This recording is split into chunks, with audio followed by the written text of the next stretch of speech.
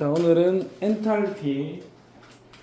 엔탈피와 열화학 반응식인데 어쨌든 엔탈피를 배워볼게요. 엔탈피. 자, 엔탈피라는 이 표현은 그냥 출입하는 열이야, 열. 열이고 단위로는 줄이나 킬로줄 단위를 사용하는데, 근데 열인데 내가 이제 화학을 이야기하는 사람들이 열에다가 거창한 이름을 붙여 놓은 거야. 자, 그러면 어쨌든 반응이 진행될 때 출입하는 열을 반응열이라 할 거거든. 화학 반응이 일어날 때 출입하는 열. 그럼 우리가 중학교 과정이나 고등학교 1학년 과정에서 배웠던 거는 기본적으로 이 정도입니다. 자, 얘가 이렇게 됐다. 자, 얘의 총 에너지는 100이었다. 우리가 일반적으로 그냥 에너지라고 이야기를 할 거고, 얘의 에너지가 300이 되었다. 반응물의 에너지의 총합은 100, 생성물의 에너지의 총합은 300. 그러면 이 반응이 진행이 되려면 주위에서 200이라는 열을 흡수해야 된다. 그러면 이 반응은 흡열 반응이고, 주위에서 열을 흡수하니까 온도는 내려가겠죠. 그건 일반적으로 열이다. 그러면 여기에서 출입하는 열 200을 흡수했으니까 200이 그냥 흡수가 되었습니다. 이 반응이 진행될 때의 반응열은 200입니다. 흡열 반응입니다. 이 정도까지. 근데 흡열인지 발열인지는 저 앞쪽에서 또는 평형상수 1학기 때 배웠던 화학에서 평형상수 발열 반응 1학기 때 배운 거 맞지? 평형상수 르샤틀리 원리 2학기인가? 1학기죠. 그래서 이제 뭐 흡열 발열은 우리가 익숙하단 말이야. 자, 그러면 여기서도 300이었던 놈이 100짜리로 바뀐다. 반응물의 에너지 총합은 300이고 생성물의 에너지 총합은 200이다. 그러면 이 과정에서 주위로 200이라는 열을 방출할 거고, 이 반응은 주위로 방출하는 반응이니까 발열 반응. 주위로 열을 방출하니까 주위의 온도는 높아집니다. 그러면 흡열 반응, 발열 반응, 자, 이런 이야기들을 했어요. 자, 근데 우리가 그냥 여기에서 이 수준에서 이야기할 때는 반응물의 총 에너지는 100, 생성물의 총 에너지는 300, 뭐 반응물의 에너지 합은 300, 생성물은 100. 그냥 우리가 일반적으로 그냥 보편적인 단어로 에너지라는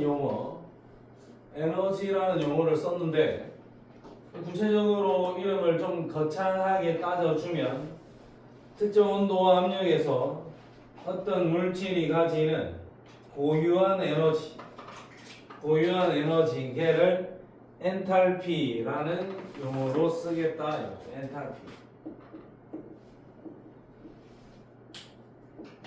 엔탈피라는 용어를 쓰겠다 이겁니다.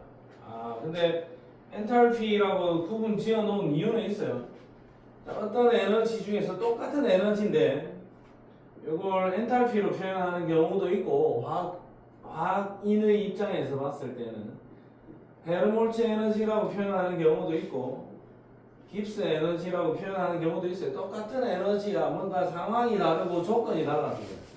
자, 엔탈피도 어쨌든 반응이 진행될 때 출입하는 열인데, 엔탈피의 조건은 일정한 압력하에서 반응이 진행될 때 출입하는 열이고, 헤르몰츠 에너지는 일정한 부피에서 출입하는 열이고, 깁스 에너지는 이런 거 상관없이 출입하는 열이다. 반응의 방향성을 놓고 볼 때 따져줄 수 있는 식이다 이거죠.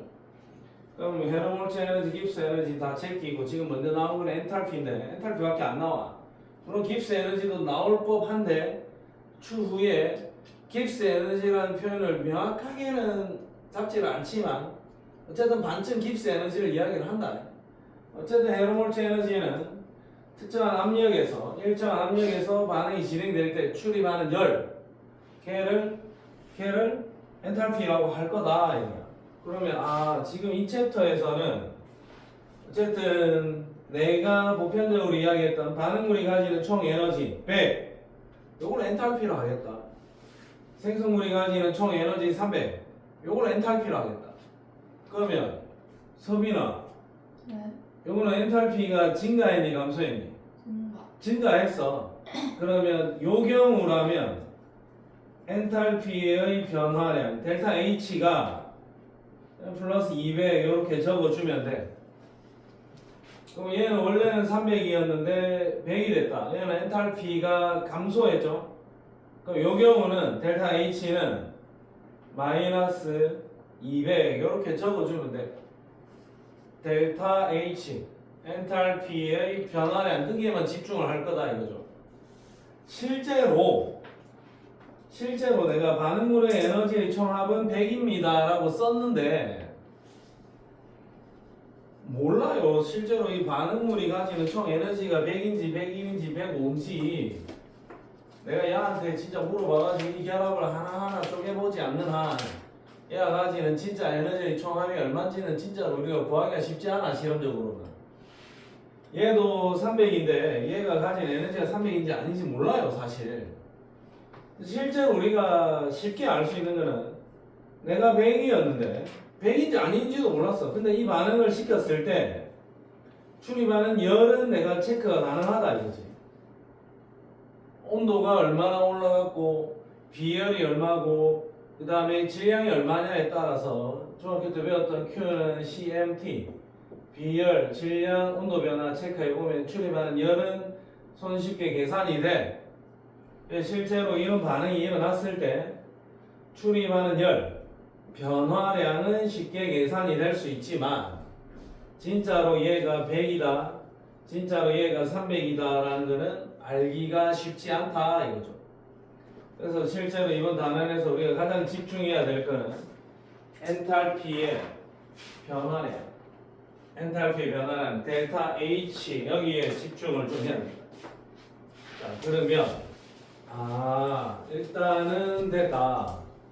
일단 엔탈피라는 것은 어떤 반응이 진행될 때 출입하는 열이다 정도까지만 체크를 할게요. 자, 그럼 볼게.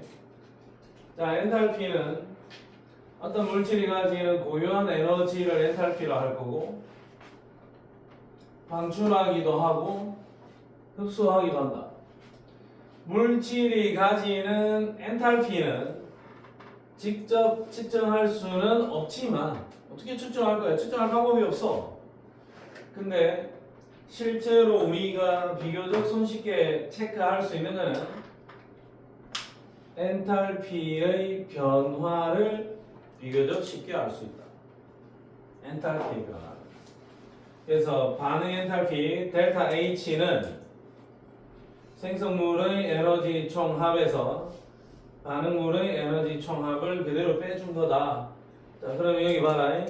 이놈은 300이고 여기 반응물 생성물은 100이야. 아까 우리가 이야기를 했다고. 그러니까 여기 델타 H가 얼마니? 마이너스 200이죠.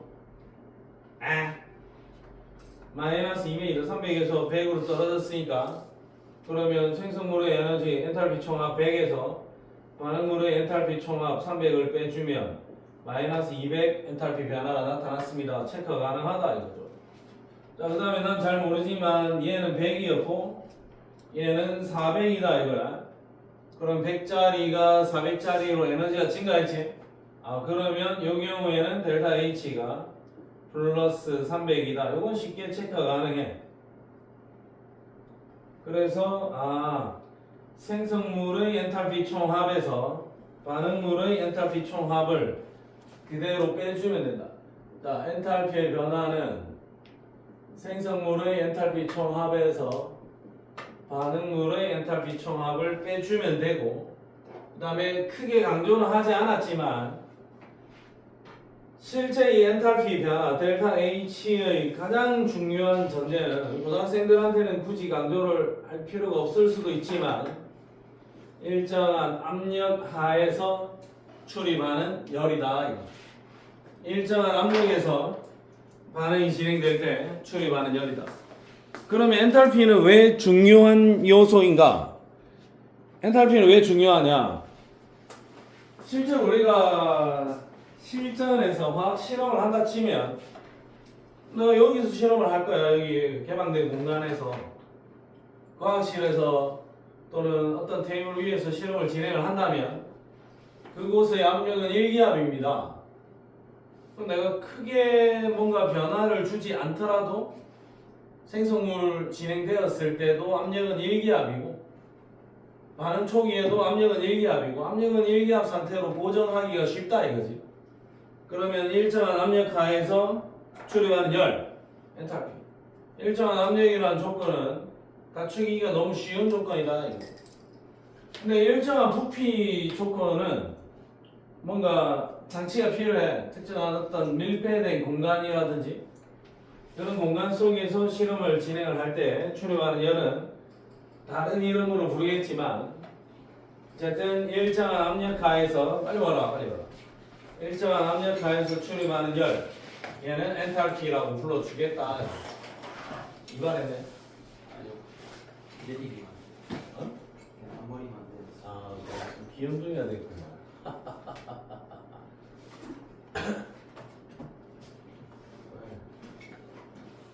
앞머리 내리면 좀 귀여워지는 거야? 나도 앞머리를 한번 제대로 한번 이걸 왜 없냐? 자, 얘가 300이 100짜리가 되면 에너지 낮아졌다. 엔탈피 델타 H는 마이너스 200 이렇게 그대로 때려주면 돼요. 아, 별거 아닙니다. 엔탈피. 자, 그러면 엔탈피는 요렇다라는 정도까지 하고 그 다음에 열화학 반응식을 이야기해야 되는데 자, 열화학 반응식은 지금까지 우리가 썼던 반응식은 화학 반응식입니다. 화학 반응식인데 그 CH4가 두 개의 O2랑 반응을 해서 CO2 하나 만들어내고 EH2O 하나 만들어내고 우리는 그냥 단순히 이런 반응식을 썼었어요. 자, 근데 그 앞에 열화학 반응식 출입하는 열도 같이 표기를 해주자 이거지. 자, 이제는 반응식의 뒤에 추가적인 정보를 하나 더 붙여주는 거야. 아, 그러면 열화학 반응식 출입하는 열도 같이 붙여주자. 만약에 예를 들어서 발열 반응이라면 에너지가 요랬는데 이만큼 에너지가 낮아지는 거죠. 얼마나 에너지가 낮아졌는지를 표기를 하라 이거죠. 그럼 이 반응에서는 에너지가 890만큼 낮아졌다 이거지. 델타 H가 마이너스 890이라고 적혀 있으니까. 아, 그러면 내가 이 반응식을 쳐다볼 때 아, 얘네들의 에너지 합이 얼마인지는 모르겠는데 얘네들의 에너지 합은 CO2 플러스 EH2O는 CH4랑 두 개의 O2보다 890만큼 더 낮아졌구나. 얘들의 에너지가 890만큼 더 낮다. 에너지가 더 낮으면 좀 더 안전하겠죠. 얘들의 에너지가 890만큼 더 높고 생성물의 에너지가 890만큼 더 낮다라는 걸 표기를 해놨어요. 자, 그 다음에 요거는 흡열 반응이래. CaCO3가 CaO랑 CO2로 쪼개지는 거는 원래는 낮은 상태에서 높은 곳으로 올라가는 흡열 반응이다. 나는 이게 흡열 반응인 줄 몰랐지만 표기를 해줬다고. 그래서 델타 H가 179.2 그러면 얘는 179 에너지를 흡수해야 생성물 쪽으로 갈 수가 있다 이겁니다. 흡수하는 에너지는 179다 이거죠. 아, 그러면 뒤에다가 델타 H 엔탈피를 표기를 해주면 요 반응이 진행될 때 얼마만큼의 에너지가 흡수되었는지를 체크할 수 있다 이거야. 자, 그리고 열화학 반응식에서는 자네들이 좀 더 주의를 집중해야 될 게 여기 반응물 앞에 개수 있죠, 개수. 1, 2, 1, 2. 개수 있죠? 그러면 열화학 반응식에서 개수는 몰수다라고 바로 체크를 해줘도 돼. 개수는 몰수다. 열화학 반응식에서의 개수는 일반적인 반응식에서 사용하지 않았던 분수꼴의 개수를 쓰기도 한다. 분수꼴의 개수를 쓴다. 그러면 자, 요 반응식을 내가 그대로 해석을 하면 CH4 1몰이 O2 2몰이랑 반응을 해서 연소 반응이 일어나면 890이라는 에너지가 방출됩니다. 이렇게 그대로 해석을 하면 돼요. CaCO3 1몰이 분해되려면 179.2kJ의 에너지를 흡수해야 됩니다. 개수는 곧 몰수로 그대로 연결을 시켜라 이거죠. 그래서 극단적으로 이런 반응도 쓸 수가 있다. 자, 예를 들어서 N2 플러스 3H2 반응을 해서 2NH3가 된다. 그러면 혹시 이 반응의 엔탈피가 내가 얼마인지 모르겠지만 마이너스 200이다 치자. 엔탈피 변화가.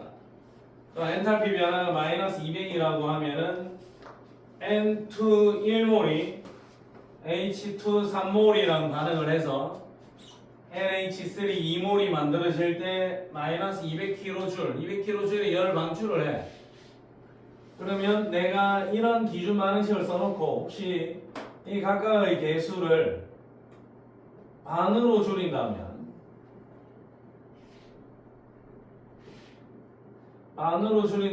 이런 식이 되겠죠. 이렇게도 식을 쓸 수 있다라는 거야.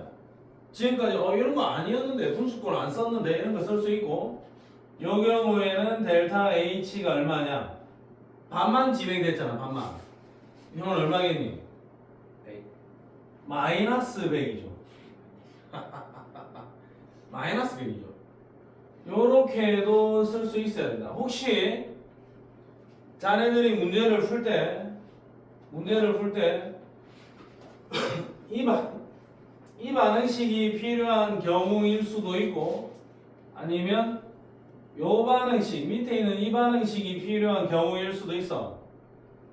요 반응식이 필요할 때는 요렇게 써놓고 마이너스 200으로 체크를 해야 되고 혹시 이게 필요하다면 분수꼴로 개수를 맞춰놓고 마이너스 100이라고 써야 된다 이거죠.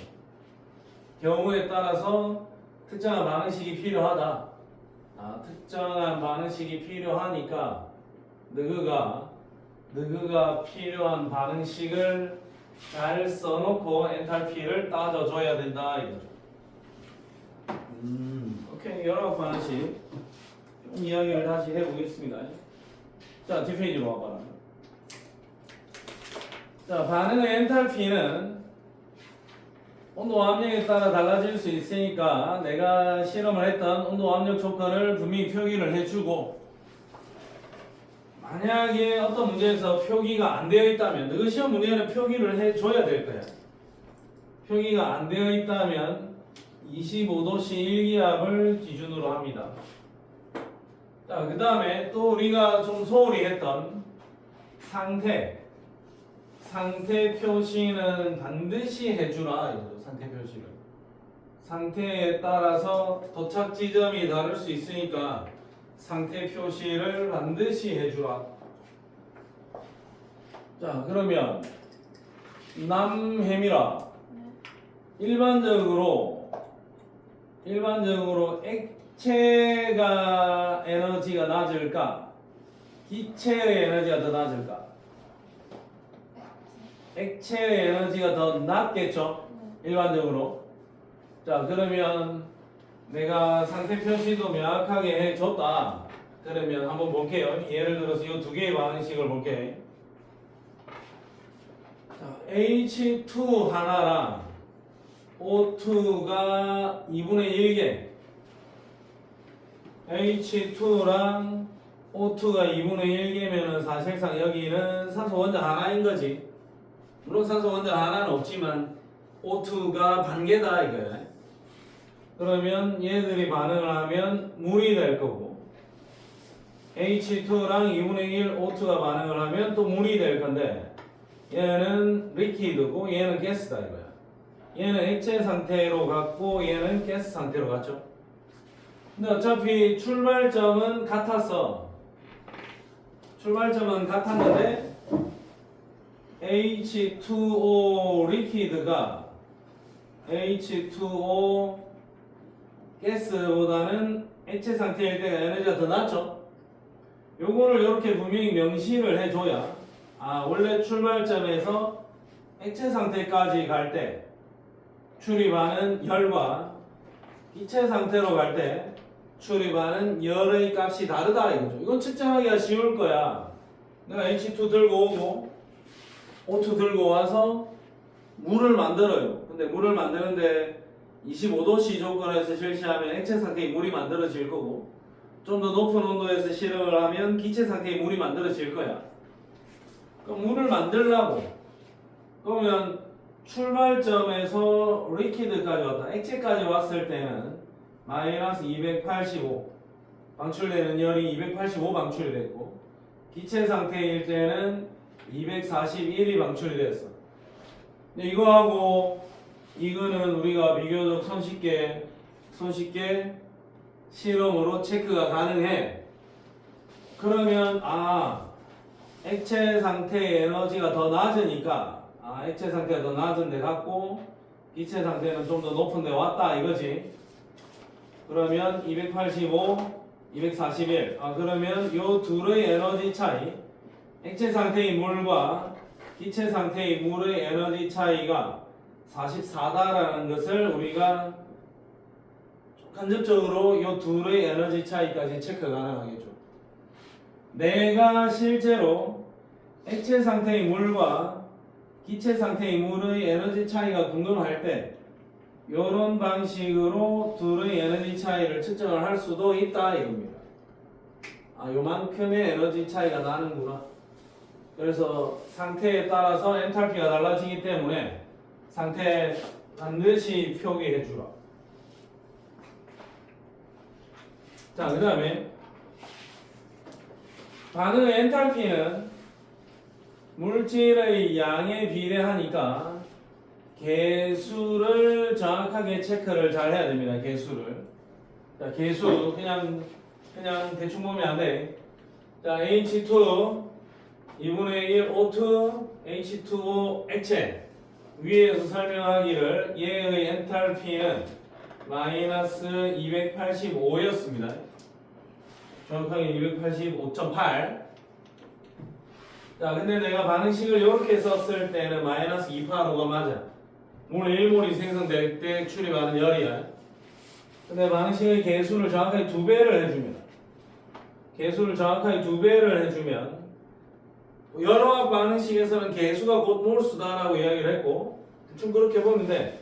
그러니까 물 2몰이 만들어졌지. 그러면 엔탈피는 요 값에 정확하게 2배가 된다 이거죠.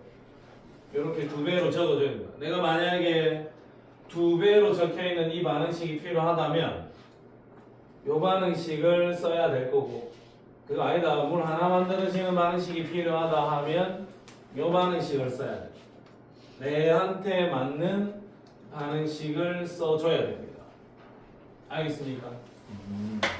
나한테 맞는 반응식을 써야 된다. 오케이. 그러면 H2 플러스 2분의 1 O2 H2O 액체 되는 거는 마이너스 285였어요. 그래서 얘네들이 반응을 해서 H2O 리퀴드 되는 거. 이 반응식의 엔탈피가 마이너스 285라고 적혀 있어. 근데 반대로 H2O가 요 녀석은 요렇게 변한다. 요렇게 역반응이 일어난다. 내가 반응식을 H2O 리퀴드가 H2 플러스 2분의 1 O2로 찢어지는 반응이 있다. 그럼 얘가 이렇게 역진으로 치고 올라가는 거지. 그러면 역반응은 에너지 값은 똑같고 엔탈피의 부호가 플러스 285가 되겠죠. 부호가 전혀 반대가 된다. 방향이 반대가 됐으면 엔탈피의 값은 반대로 되어줘야 된다. 내가 원하는 나한테 맞는 반응식을 잘 찾아서 써줘야 된다. 자, 그러면 잠깐 111쪽으로 와보시오. 111쪽에서 우리는 그냥 일반적으로 엔탈피라고 불렀는데, 자, 이 엔탈피의 종류가 좀 뭐 여러 가지로 종류를 불러줄 수가 있어. 자, 그냥 한번 내가 체크를 해볼게요. 자, 연소 엔탈피.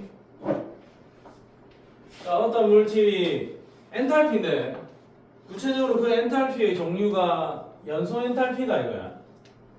연소 반응이라는 것은 누군가를 산소랑 반응을 시켜주는 건데, 여기에서의 기준은 그 누군가 있죠. 누군가 산소랑 반응하는 이 누군가를 1몰이 연소될 때의 기준식을 적어야 돼. 1몰이 연소될 때. 그러니까 연소 엔탈피는 항상 반응하는 그 물질 1몰 기준으로 잡아라 이거죠. 1몰 기준으로. 자, 예를 들어서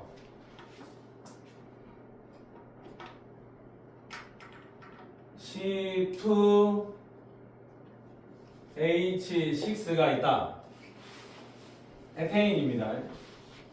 자, 얘를 연소시키려면 O2랑 반응을 해야 되고, 두 개의 CO2랑 세 개의 H2O가 생겨나는데, 그럼 여기서 일반적으로 우리가 반응식을 쓰거나 아니면 문제 제시될 때는 산소 3개, 4개, 그럼 여기 7개니까 2분의 7 요렇게 안 적혀 있고, 시험지에는 연소 반응이 두 개의 C2H6이 7O2랑 반응을 해서 4CO2 플러스 6H2O 요 반응식이 우리가 일반적인 문제 상황에서 연소 반응식으로 적혀 있을 가능성이 크다고.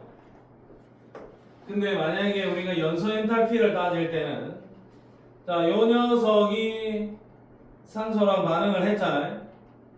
그러면 이때 방출되는 열이 400이다. 근데 요 경우에는 요 반응식의 딱 절반이니까 엔탈피가 200이다. 물론 부호는 마이너스네요. 에너지가 좀 더 낮아지면서 방출하겠죠. 그러면 우리가 연소 엔탈피 일반적인 반응식, 우리가 똑바로 써놓은 이 반응식에서 생각할 게 아니라 연소 엔탈피를 따질 때는 요 반응식을 너가 적어야 된다 이거죠. 요 반응식을. 왜냐하면 내가 연소시키는 이 특정한 물질 얘 1몰 기준에서 생각을 해라 이거죠. 그래서 C2H6 요 놈의 연소 엔탈피는 마이너스 200입니다. 이렇게 적혀야 돼. 자, 요 반응식에서 델타 H가 마이너스 400이라고 적혀 있으면 요 녀석이 연소를 해서 400의 열을 방출했네. 그러면 이 에테인 C2H6의 연소 엔탈피는 400이 아니고 이렇게 반으로 줄여서 생각을 해서 마이너스 200 델타 H 엔탈피 변화는 마이너스 200입니다. 이렇게 답을 해야 된다고. 반응식에서 혹시 이렇게 적어놓고 연소 엔탈피가 얼마냐 물어보면 반으로 잘라서 생각을 해라. 1몰 기준에서 생각을 해라. 자, 그 다음에 또 엔탈피에다 이름을 붙여주면 어떤 물질이 만들어지는 생성 엔탈피야. 생성 엔탈피. 자, 생성 엔탈피는 이것도 기준에 따라서 다 다를 수 있으니까 기준 조건을 적어준 거야. 자, 성분 원소의 가장 안정한 원소 물질. 그러니까 내가 어떤 물질을 만드는데 생성을 시킬 건데 스타트가 어디냐면 수소하고 산소를 모아서 반응을 시켜야 되는데 이 수소와 산소 각각의 호돈소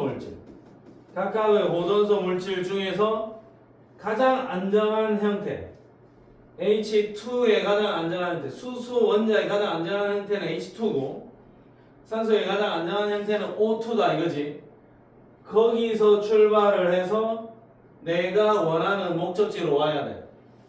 근데 만약에 선생님 저는 물을 만들 건데 이 사람마다 기준이 다를 수 있잖아. 어떤 녀석은 H2랑 2분의 1 O2를 사용을 해서 내가 H2O 물 리퀴드가 되었습니다. 이렇게 갈 수도 있는 거고. 또 어떤 사람은 나 H2 말고 H2를 각각의 원자로 쪼개고 산소 원자도 들고 와서 얘네들 뭉쳐서 물로 가겠습니다. 이럴 수도 있다고. 근데 수소 원자, 산소 원자 상태보다는 얘가 더 안정하거든.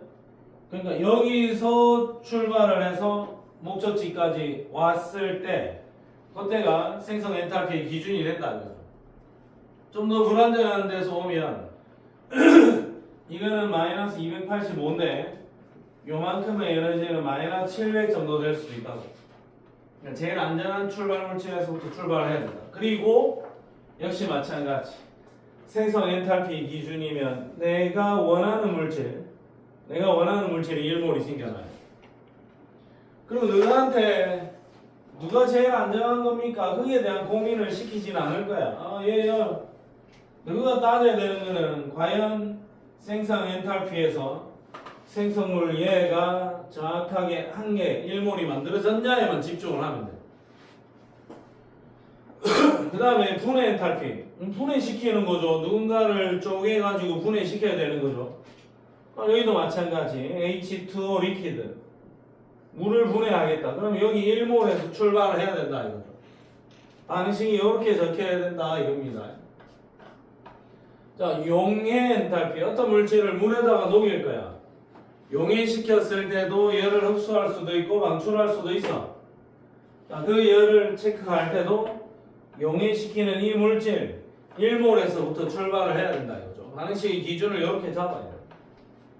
자, 중화 엔탈피. 중화 반응이 진행될 때 생성되는 열. 걔도 마찬가지. H 플러스와 OH 마이너스가 만나서 물이 되는 반응. 이게 중화 반응인데 여기서도 마찬가지. 물을 한 개 만드는 이 반응식을 기준으로 잡아야 돼요. 두 개, 세 개 만들어지면 또 엔탈피 값이 달라질 거니까 하나만 만들어라. 그러면 연소 엔탈피, 생성 엔탈피, 분해, 용해, 중화 엔탈피 있는데 어쨌든 누군가를 정확하게 1몰 기준으로 반응식을 써줘라 이거죠. 연소 엔탈피는 얘가 1몰, 생성 엔탈피는 얘가 1몰, 분해 엔탈피, 그 다음에 용해 엔탈피, 그 다음에 중화 반응의 엔탈피. 어쨌든 내가 원하는 어떤 타겟이 1몰 반응을 했을 때 그때 출입하는 열, 그걸로 계산기를 두드려 줘야 됩니다. 오케이. 자, 엔탈피의 종류에 대해서 이야기를 했습니다. 자, 그러면 다시 109 쪽으로 한번 와봐라. 자, 이거는 이제 굳이 내놨는데, 자, 한번 보세요. 그냥 이제 한번 해석만 한번 해볼게.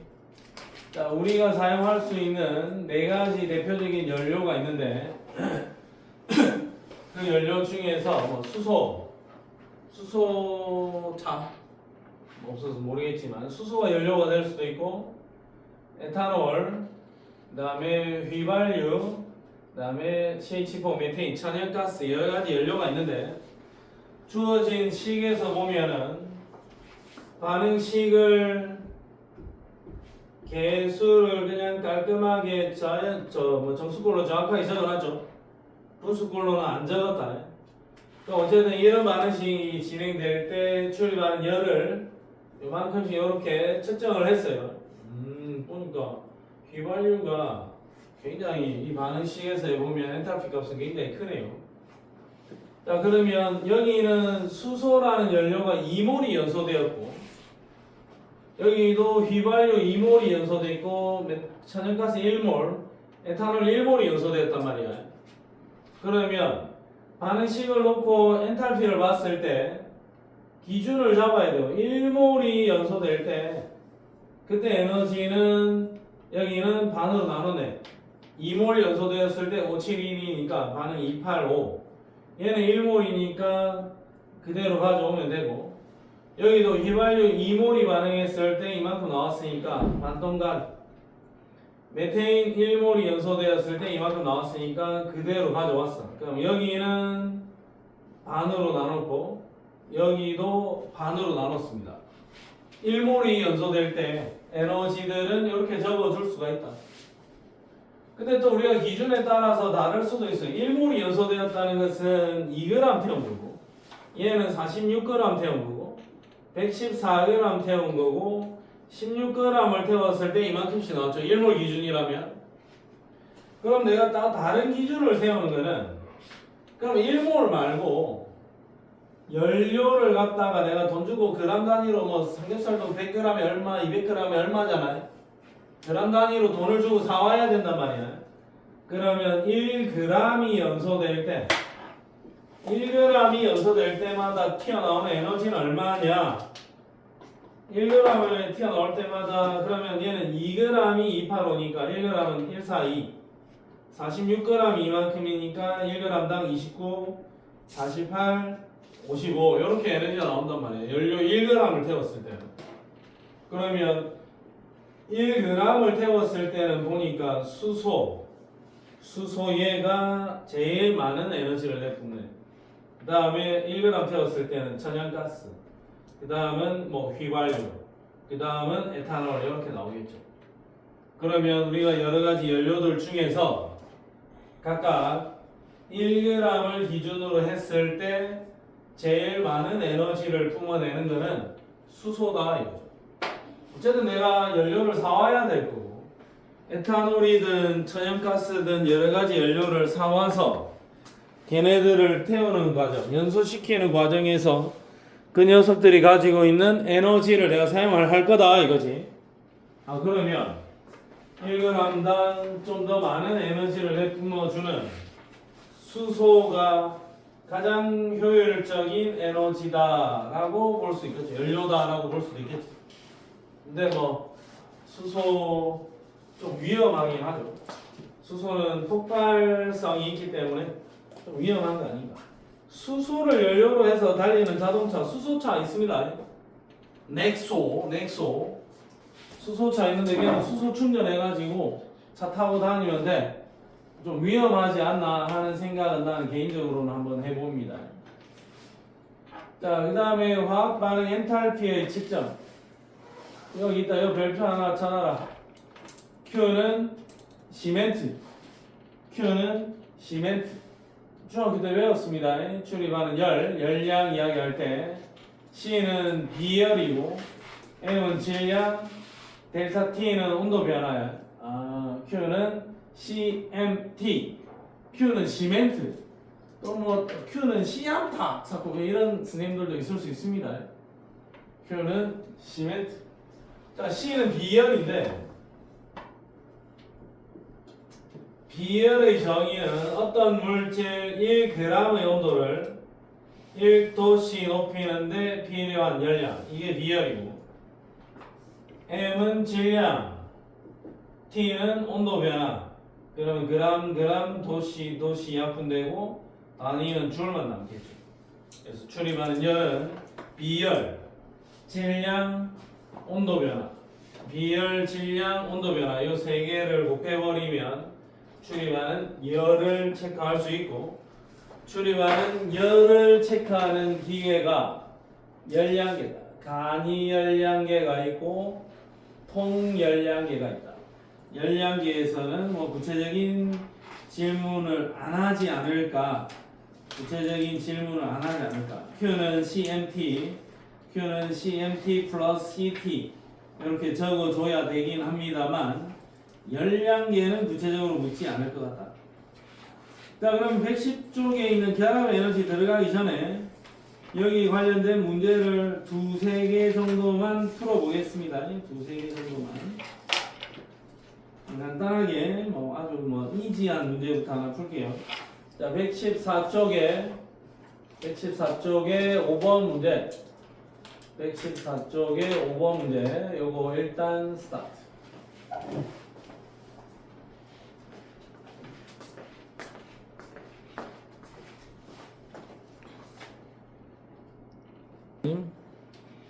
자, 봐. 적혀 있는 반응식을 보고 엔탈피를 보세요. 엔탈피의 부호가 마이너스지.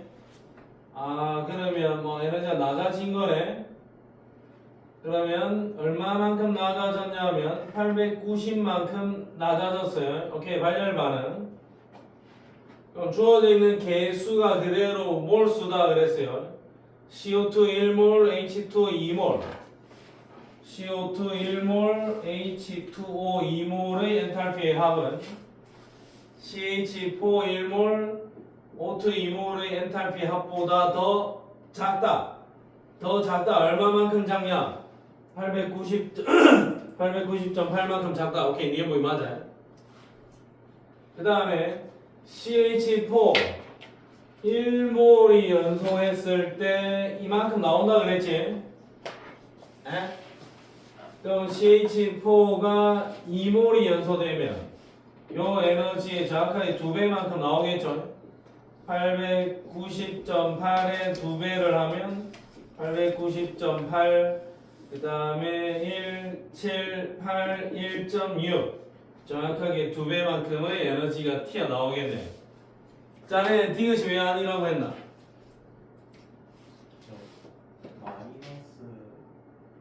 그러니까 델타 H로 적었을 때는 마이너스 9를 붙이는 게 맞지만 어쨌든 이 마이너스 890이라는 것은 열을 방출한다잖아. 그러니까 말 그대로 요만큼의 열을 이만큼의 열을 방출합니다 라고 이야기할 때는 플러스 마이너스 9를 붙일 이유는 없는 겁니다. 오케이. 자, 오케이. 그럼 그 뒷페이지에 10번 문제. 10번 문제 스타트.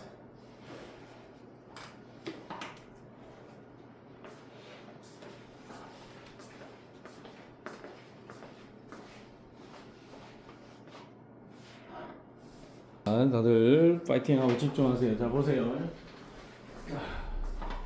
에너지를 엔탈피 각각의 엔탈피 값을 이렇게 표기를 해놨어요. 그러면 일단 기억 보기에서 나오는 H2의 연소 엔탈피야. 연소 엔탈피.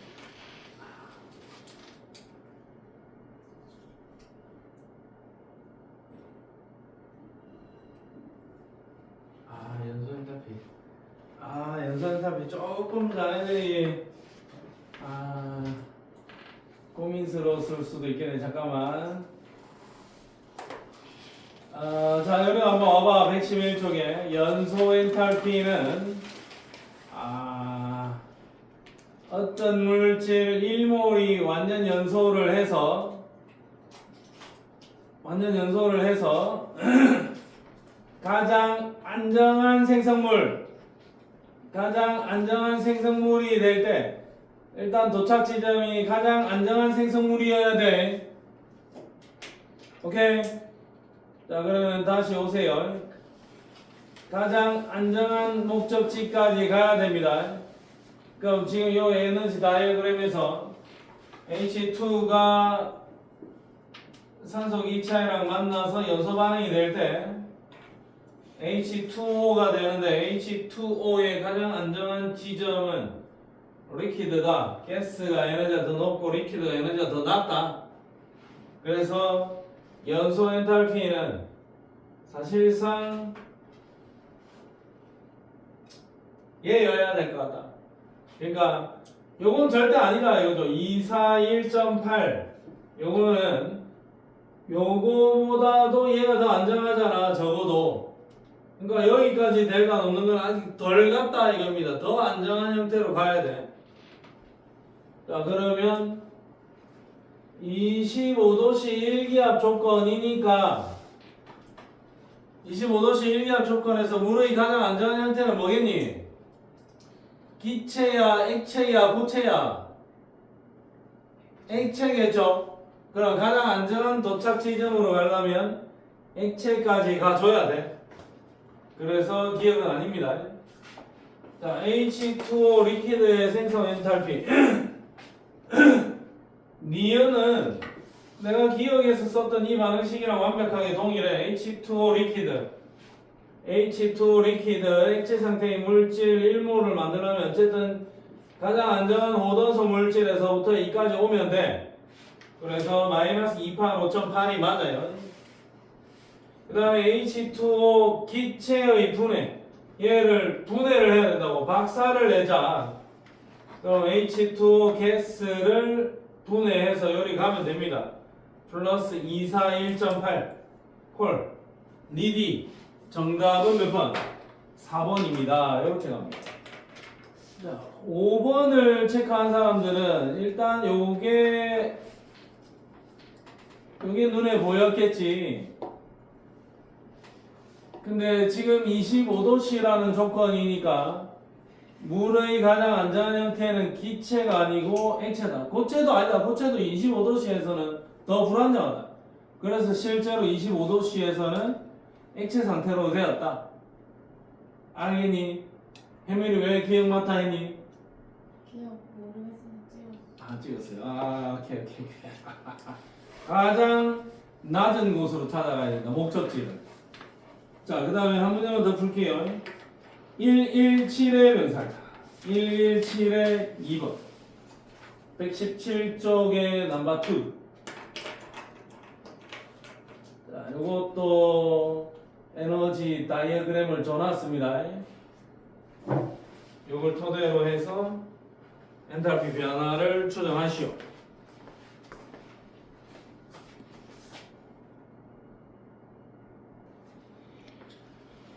자, 한번 해보겠습니다.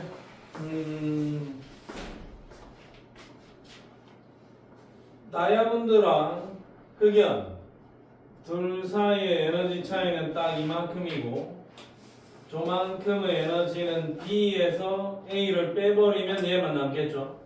B-A이다. 일단 기억 보기에는 그냥 깔끔하게 맞아요. 자, 그 다음에 흑연에서 출발을 해서 CO2가 되는 거. CO2가 되는 거. 흑연에서 출발해서 CO2로 가는 거. 요 반응이죠. 요 반응에서의 엔탈피는 미안하다. 형은아. 엔탈피는 마이너스 A입니다. 이거는. 자, 저거를 말로 풀어서 쓴 게 아니고 혹시 내가 잘못 적었니? 말로 풀어서 뭐 A만큼의 열을 방출한다 하면 그게 맞지만 니은 보기에서 엔탈피는 얼마냐 했으니까 이거는 마이너스 A 부호를 분명히 명시해 줘야 됩니다. 그 다음에 이 반응이 진행될 때 A만큼의 열을 방출한다 이렇게 적으면 플러스 A라고 적어야 되는 거고. 근데 델타 H가 얼마냐라고 했으니까 니은은 아니에요. 자, CO2의 생성 엔탈피는 B냐? B 아닙니다. CO2를 만들어내는 생성 엔탈피 기준은 오돈소 물질에서부터 출발한 거는 맞는데 각각의 오돈소 물질이 가장 안전한 형태에서 출발해야 돼. 그러니까 여기서 출발해서 CO2 되는 요 과정, 요 A가 생성 엔탈피가 되어야 됩니다. 그래서 디귿도 I고 리언도 I다. 어쨌든 출발 지점도 가장 안전한 곳에서 출발을 해야 되고 도착 지점도 가장 안전한 곳에 도착을 해야 그게 생성 엔탈피 뭐 연소 엔탈피든 뭐든 기준점이 되는 겁니다. 서로 제일 안전한 곳에서 출발을 하자.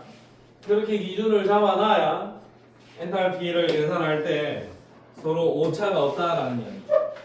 자, 그 다음에 이제 110쪽으로 옵니다. 자, 110쪽에 보면은 결합 에너지라는 게 있습니다. 결합 에너지. 원래는 뭐 용어가 결합 해리 에너지 이렇게 불렀는데 결합 에너지야. 결합 에너지는 공유 결합에서만 따지는 거고 원자 사이에 공유결합을 끊는데 그 공유결합을 끊는데 얼마만큼의 에너지가 필요하냐? 그걸 논하는 겁니다. 공유결합을 끊는데 필요한 에너지. 내가 그 공유결합을 끊으려면 에너지를 가해줘야 된다. 예를 들어서 자, H와 H 사이에 공유결합이 형성이 되어 있었다. 그러면 이 공유결합의 세기가 나는 얼마인지는 잘 모르겠어요. 얘한테 물어볼 수도 없고 이거 측정할 방법이 없어. 이 결합은 세기가 얼마일까? 그러면 여기에다가 에너지를 빡 가해줘가지고 이 결합을 끊으면 각각의 수소 원자로 쪼개지겠지? 그럼 얘를 끊는데 내가 이만큼의 에너지를 가해줘야 돼. 436이야. 뭐 델타 H는 플러스 436이라고. 그러면 근본적으로 이 결합의 세기가 얼마다? 436이다. 이렇게 볼 수가 있는 겁니다. 결합 에너지의 정의는 그 결합을 끊는데 필요한 에너지. 실제로 그 결합의 세기를 나타내는 수치가 되겠죠. 결합이 요 둘이 붙어있는 결합이 삼중결합이 형성돼가지고 결합이 억수 세다. 쉽게 안 끊어지겠죠? 그러면 굉장히 많은 에너지를 가해줘야 끊어지겠지? 그럼 얘는 끊으려면 뭐 한 900 정도가 필요하다 이거죠. 뭐 또 어떤 결합은 결합이 좀 약할 수도 있다. 그러면 얘는 뭐 한 300 가해주면 끊어진다는 이야기예요. 뭐 어떤 결합은 더 약할 수도 있다. 얘는 한 100 정도만 가해줘도 끊어질 수 있다라는 이야기입니다. 결합을 끊어서 각각의 성분 원자 상태로 만들어주는데 필요한 에너지. 그게 결합 에너지다. 결합을 끊는데 필요한 에너지. 그게 결합 에너지구나. 그러면 어쨌든 H2였는데 얘들이 결합을 끊어서 각각의 원자로 만들어줄 때는 에너지 흡수. 각각의 원자였는데 여기에 결합을 형성을 해서 공유결합을 만들어줄 때는 에너지 방출. 공유결합을 형성할 때 얼마만큼의 에너지를 방출하느냐? 그 공유결합을 끊을 때 얼마만큼의 에너지가 더 필요한가? 그걸 논하는 게 결합 에너지다. 결합 에너지다. 알겠니, 서빈씨? 자, 에너지를 흡수한다. 에너지를 방출한다. 결합 에너지는 436이다. 라고 측정이 됐어요. 자, 그러면 결합 에너지를 이렇게 데이터로 이렇게 제시를 해줬다고 너한테 문제를 풀어라 할 때는 데이터를 줄 거야. 보니까 질소 사이 삼중결합이 세네. 945. 탄소 삼중결합도 좀 세네. 835. 수소는 단일 결합인데 뭐 436. 요거 이중결합은 732. O2 이중결합은 이중결합임에도 불구하고 498밖에 안 되네. 약하네. F2는 159밖에 안 되네. 쉽게 끊어지겠네요. 이거는 잘 안 끊어지겠네. 이것도 좀 세겠네요. 여기는 그래도 좀 약하네. 각각의 결합의 세기를 나타내는 수치다. 그러면 결합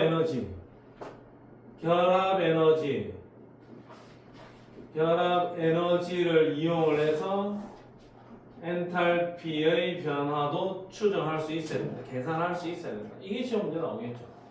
결합 에너지를 이용을 해서 엔탈피의 변화를 추정하자. 자, 내가 예를 하나만 들어볼게요. 자, 예를 하나만 들어볼게. 자, 이런 말은 이 표를 보면서 문제를 한번 보겠습니다. 자, 보세요. 자, H2 자, H2 두 개랑 O2를 하나를 반응을 시켜서 H2O가 두 개 만들어질 겁니다.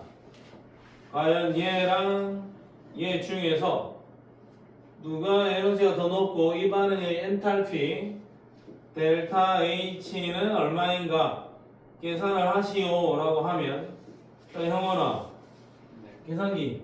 내가 지금 저 계산기가 없다. 계산기 안 쓸까? 뭐 별거 아닌 계산인데. 자, 그러면 요 결합을 끊어봅시다. 얼마 필요하니? 436이고. 자, 요것도 끊어봅시다. 436이고. 요것도 끊어봅시다. 요거 끊으면 498이야. 세 개 다 더하면 얼마고?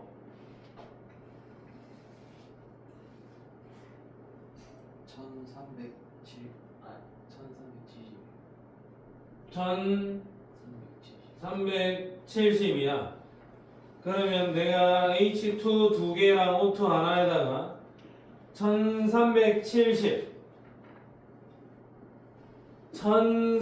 1370만큼 에너지를 가해주면 수소 원자 4개랑 산소 원자 2개로 쪼개질 거야. 자, 요 상태에서 1370만큼 올라가면 각각의 성분 원자 상태로 다 쪼개진다고. 자, 그 다음에 요거 끊는데 필요한 에너지가 H와 O, 460이죠. 그럼 460이야. 근데 이건 4개 끊어야 되지. 그럼 460 곱하기 4, 4, 4, 16, 6, 4, 24, 1840이네. 이거 내가 계산했다. 1840이죠. 그러면 얘는 이 상태에서 1840을 에너지를 가해주면 이 상태가 되겠네. 이 상태가. 요 녀석은 1370. 요 녀석들은 1840 가해주면 둘 다 동등하게 각각의 성분 원자 상태로 돌아간다고. 아, 그러면 햄이라 얘랑 얘 중에서 누가 더 높은 거고?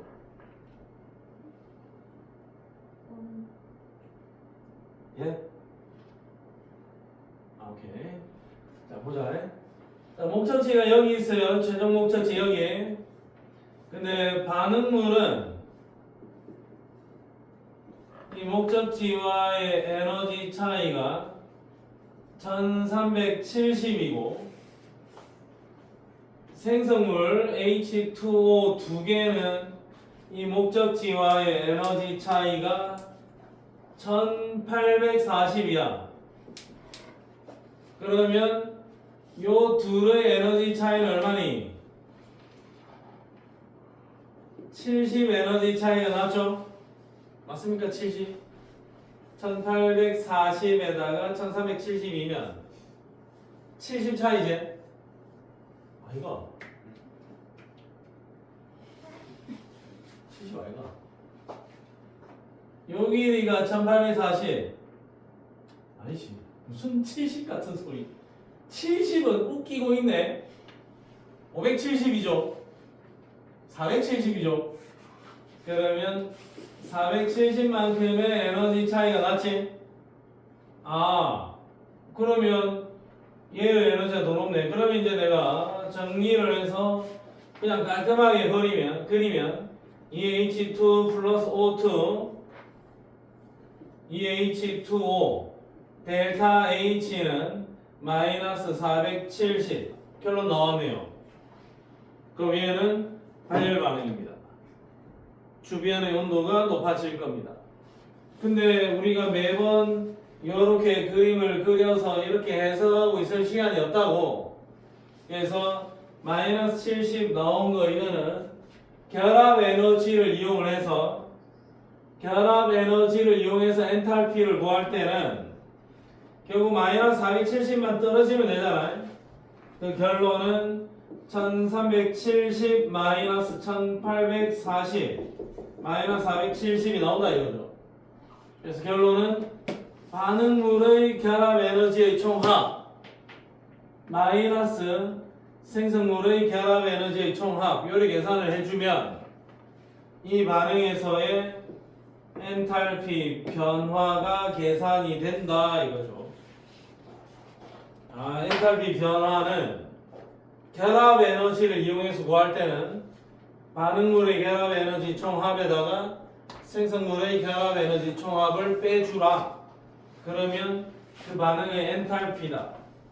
그러면 주어져 있는 결합 에너지 데이터를 이용을 해서 엔탈피를 구하고 아니면 엔탈피 데이터가 주어져 있는 걸 통해서 결합 에너지도 구해낼 수도 있겠네요. 잘 이용을 하고 그래서 델타 H는 반응물의 결합 에너지의 합 마이너스 생성물의 결합 에너지의 합 요것이 델타 H가 됩니다. 라고 계산을 두드려 주면 된다. 그럼 저 뒤로 가서 결합 에너지를 이용해서 계산하기 문제 풀어보겠습니다. 자, 116쪽에 11번 문제 스타트.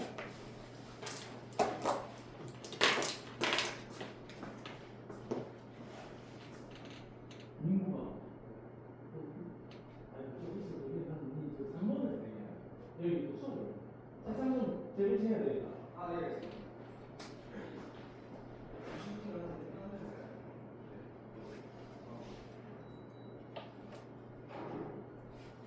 아 민호 미안해.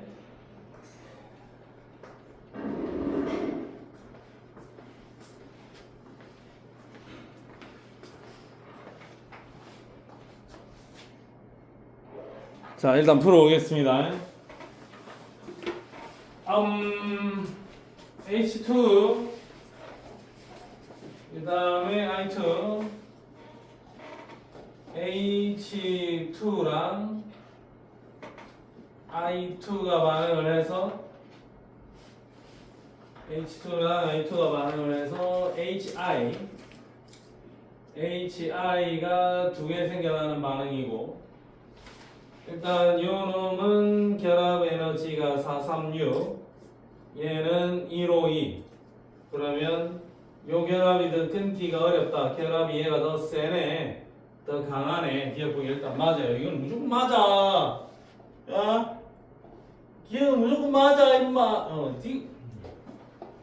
자 그 다음에 결합 에너지를 이용해서 엔탈피를 구할 때 반응물의 결합 에너지의 총합 빼기 생성물의 결합 에너지의 총합이 엔탈피라 했고 그 엔탈피가 지금 0보다 작다 음수가 잡혀 있네요.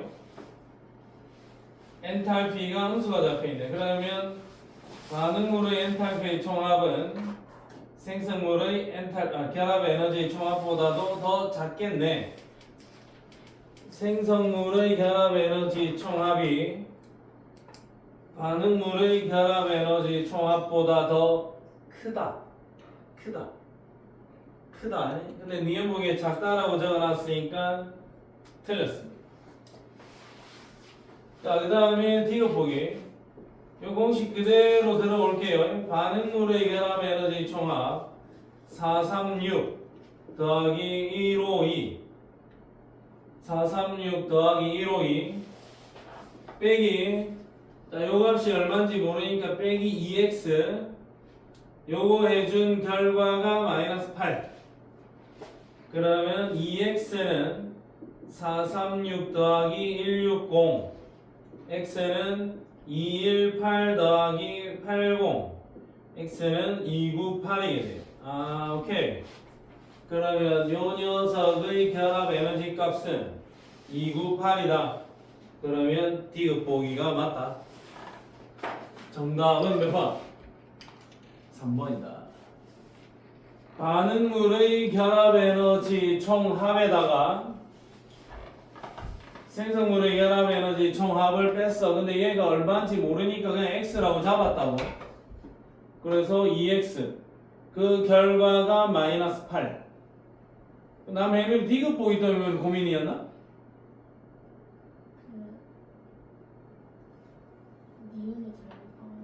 니은을 잘못 보니까 꼬였다. 오케이 알겠습니다. 그럴 수 있고. 하연서는 뭐 디귿 때문에 고민이었나? 왜? 고민할 수도 있죠. 알겠습니다. 자 다음 14번 문제. 14번 문제 조금 잘 생각을 해봐야 됩니다. 14번 문제 스타트.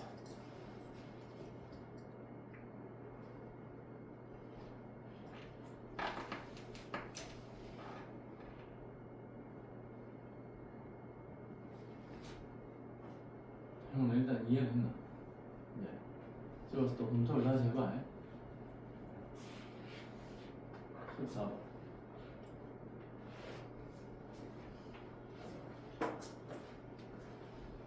구조를 한번 정확하게 그려봐야 해석이 될 겁니다.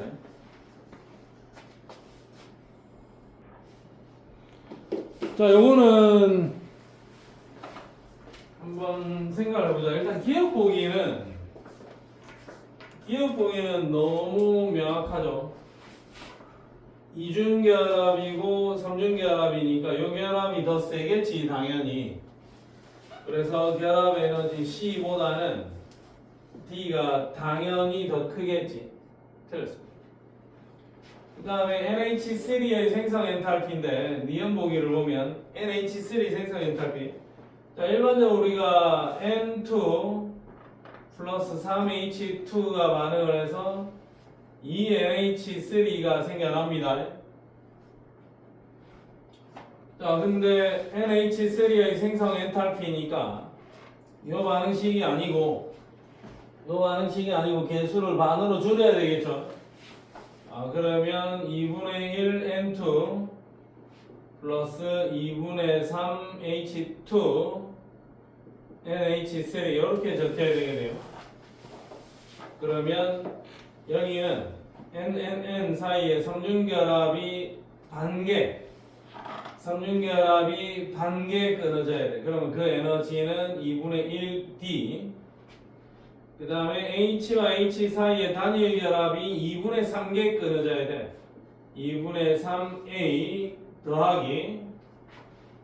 그 다음에 NH3는 질소와 수소 사이에 단일 결합이 3개가 끊어져야 돼요.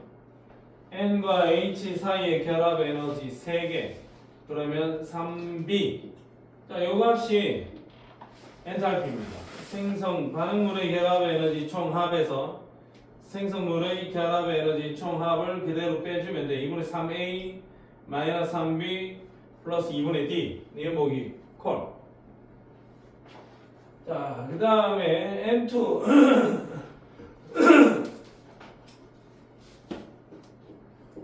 N2 플러스 H2가 반응을 해서 N2H2가 되었다.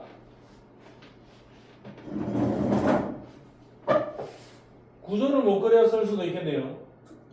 자, N과 N 사이의 삼중결합, H 사이의 단일결합. 얘는 N2H2. 혜민아, N 이 결합 몇 개 형성해야 되냐? 3개, 토탈 3개. 질소는 결합으로 3개 형성하니까 N2H2는 N, H, 그리고 여기 이중결합 하나 붙어주면 돼. 요게 N2H2의 구조라고. 그러면 여기에서 엔탈피는 요거 끊어야 돼요. D, 요거 끊어야 돼. 플러스 A. 그 다음에 NN 이중결합 끊어야 돼. 마이너스 C. NH 두 개 끊어야 됩니다. 마이너스 2B. 요만큼의 엔탈피일 거야. A 플러스 D 마이너스 2B 마이너스 C. 그러면 D가 보기에 맞 4번 니디. 오케이. 그래서 야 여기 생겼구나라는 게 캐치가 되어야 여기 결합 에너지가 단일 결합인지 이중 결합인지에 대한 규명이 될 거고, 그래야 결합 에너지 값을 어떤 걸 적용할 건가에 대해서 판단할 수가 있다 이거죠. 그러면 해석이 가능하다. 자, 오케이.